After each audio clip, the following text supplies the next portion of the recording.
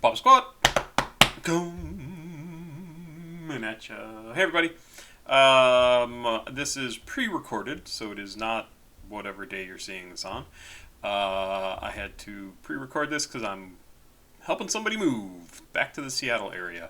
And I'm gone for a couple of days. SoFaygo is who we're going to listen to today. I have never heard of this guy before, like this last week, when a bunch of people have recommended listening to him. So I'm kind of excited about it, because normally when you guys suggest over and over the same person, it's because it's going to be really cool. Let's see. SoFaygo. Andre Dantre. See, I knew I wasn't going to be able to say that. Andre Dantre Burt Jr., born in 2001, October 3rd. Known professionally as SoFaygo, formerly stylized with $S, SoFaygo. Is an American rapper. In 2020, Burt released the Angelic 7 mixtape, which was produced by friend and fellow rapper Lil Tecca. So many Lils. This mixtape included his 2019 breakthrough single Knock Knock, which I think is what we're going to listen to. Where numerous sounds using the song went viral on TikTok in late 2020. So they must have just sampled portions of it to make TikToks and things like that. What a weird way to construct that sentence. The song has since amassed over 100 million plays on Spotify. Wow, that is a lot. From Grand Rapids, Michigan. Born in Grand Rapids, Michigan. Looks like he grew up in Georgia, Cobb County, Georgia. Known for hip hop, rapper, singer, songwriter, active 2015 to present. Man, it's crazy how young these rappers are getting, and it honestly is because of the internet.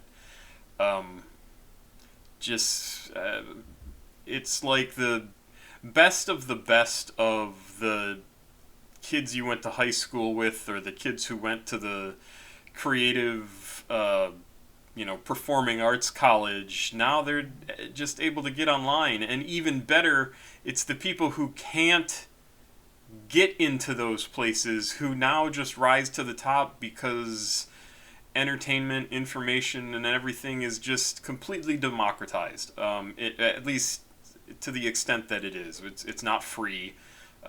We obviously still pay for internet and cable and things like that, and that is going to have to change at some point, because this is the only reason we exist, is to trade this information to each other. And I think free access to it is super important. You can still have pay channels, things like that. That's perfectly reasonable, but sort of like it's like radio waves. I mean, honestly, except there's unfortunately some infrastructure involved. But it's way too valuable to the human race, to just all of our existences, for it to continue to be something that costs money. Governments will disagree with that. Governments are going to say, no, it needs to cost money. We can't have everybody just talking to each other, because nations become meaningless at that point. Really, think about it. Like, if you can just talk to anybody in the world, and you can just decide, like, oh, we're buddies now. There's no border that makes a significant difference other than what the governments say. So it's going to be a really weird time moving forward, assuming we don't just kill ourselves and put an end to all of it, which, hey, the Earth still survives. How did we get to here? Anyway, he's produced a bunch of mixtapes, EPs, singles, and sounds pretty interesting. SoFaygo's main influences include other rappers such as Drake, Chief Keef. Still need to listen to Chief Keef. Lil Wayne, Chris Brown, Playboi Carti. Need to do more Playboi Carti, and Lil Uzi Vert. So he's actually got a pretty good range. Chris Brown. Oh yeah, I'm thinking of somebody else. Yeah, and notice how his influences are all rappers from, like, the last 15 years. He doesn't name, like, this at least doesn't name anybody that came before. Who's the oldest rapper on here? I have no idea. Like, none of them are. Maybe Lil Wayne? And him probably because he saw him on TV, because he's been in a bunch of different places. I'm thinking of Lil Jon, sorry, not Lil Wayne. But yeah, none of these guys have been around for decades, right? Like, there's no early influences here. So, what's his music gonna sound like? What is it that he's producing based on what his influences are? Super interesting. Super interesting. This is the first of this new batch of like 20-year-old rappers that has included a list just like this that I remember. And it's super interesting to see, because he hasn't been around forever and ever. I don't think any of these guys have. In 2012, yep, here's 2010s. Yeah, it's really interesting. Playboy Cardi, when did he start? I don't think he's got started all that long ago either. Really interesting. Really interesting. So I'm super curious to see what this is going to be. So this is SoFaygo. The song is Knock Knock, and it is 2 minutes 37 seconds, and I am super curious.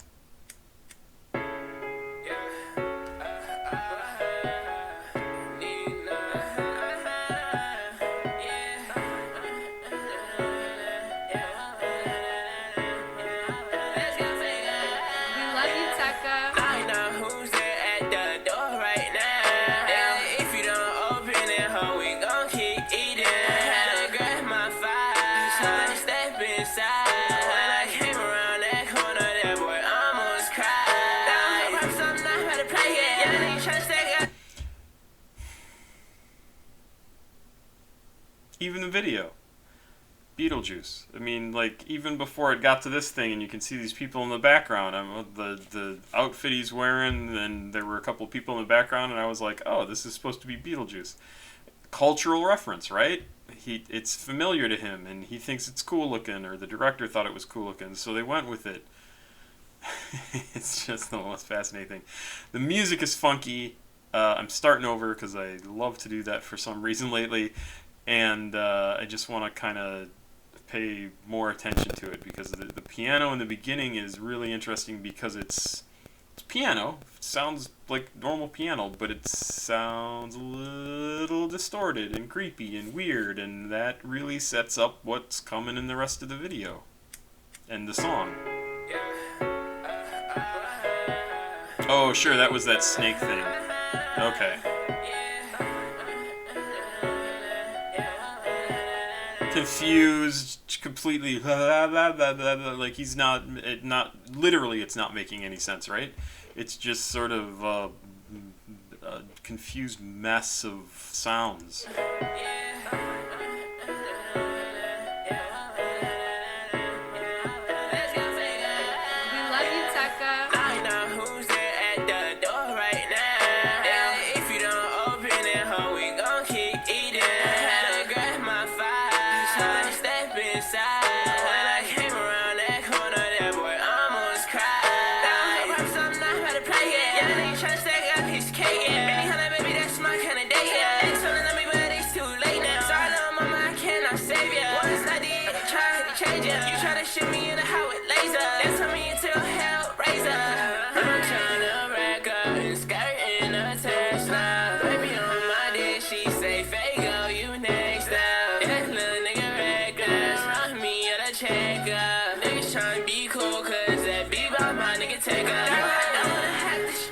She gon' flirt in front of her nigga. She like Faygo, you getting bigger. I remember when you was a little nigga. I got shots like that boy Tigger. No, you and me put no trigger. Don't wanna have to blick up on nobody. Nobody nigga said he wanna try me. So, things crossing over each other, not in the video, I'm talking about the sounds, like it's still very confused, and it sounds good. It's all put together really, really well, and his performance kind of adds to the kind of setting you a little bit on edge during this whole thing, because it's just sonically so, it's not even totally dissonant. It's very I don't want to use the word syncopated, because that's not right. Kind of layered, and layered in almost like putting pages to a book together, right? Or shuffling a deck of cards, where they kind of overlay each other in weird order because you're not getting every single thing correct. It's really a cool. It's really a cool sound, and it's it's also very personal again, right? He's talking about, at least the stuff I picked up, he's talking about a woman that they had something going on, and now he's getting bigger, so she's more interested. Or I'm not sure exactly, but very personal, very much about relationships, stuff that would be close to him. It's not big world issues, right? This is sort of a very teenage 20-ish year old song because it's about early love. I won't say first love, early interest, sexual conquests, that sort of thing, and it's something everybody understands. Everybody goes through this in their life.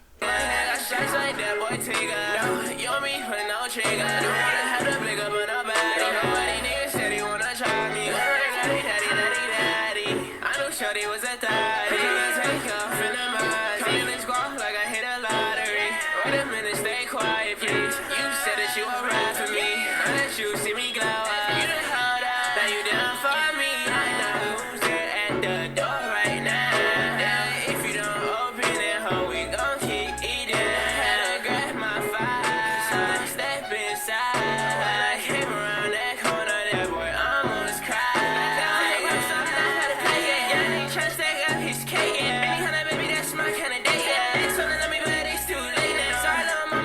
This part is really great. It really starts to build toward a crescendo here, and it's really kind of subtle until you get to this point, and you're like, whoa, this is super intense.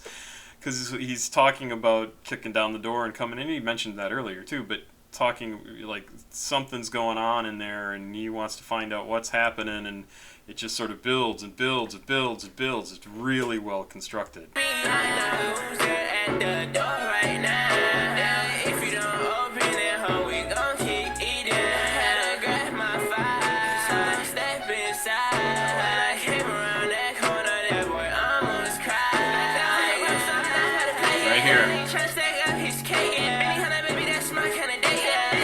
Speeds up a little bit.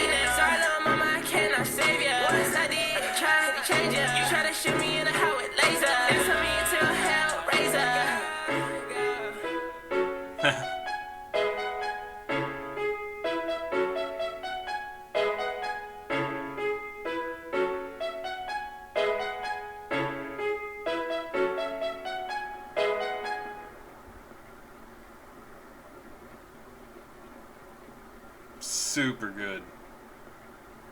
Wow, really good. So Lil Tecca was the producer. Really, really good, and he looked great throughout this. Like he's got a cool look, and I mean, I don't know if who came up with the visuals for this and like his look and things like that, but he strikes me as somebody who could very much be like fashion-wise, like a maybe, hopefully, this is really reaching high, like a David Bowie, because he just has such a cool look. It's great, and I mean that he can carry off striped not business suit. Well, it is a business suit. A striped suit like that. That's a really overpowering piece of clothing. He carries it off, and he looks great doing it. And really, really interesting. Great video. Super well done. And I'm sure it was done on a pretty reasonable-ish budget for this sort of thing. And it looks fantastic. Love you, Tecca. Yeah, it's really good. I didn't actually expect to like this that much. Mostly because anything that I know was really successful, I kind of go, oh, it's just going to be kind of like, it appeals to everybody, and it's not going to be all that unique. And it's really pretty unique, and that's kind of awesome. Really a cool sound to this. Yep. I like it. What else has he got? What else is good to listen to? This sounds like it was his kind of first big hit, so I would be curious to see what else he's got going on. Hopefully I'll get some more of these videos done, but I'm not sure because I'm already pretty tired and I got to get up at 4 a.m. Pop Squat. Checking out. Please like, subscribe, and share. Thank you very much. Have a good night and a good weekend.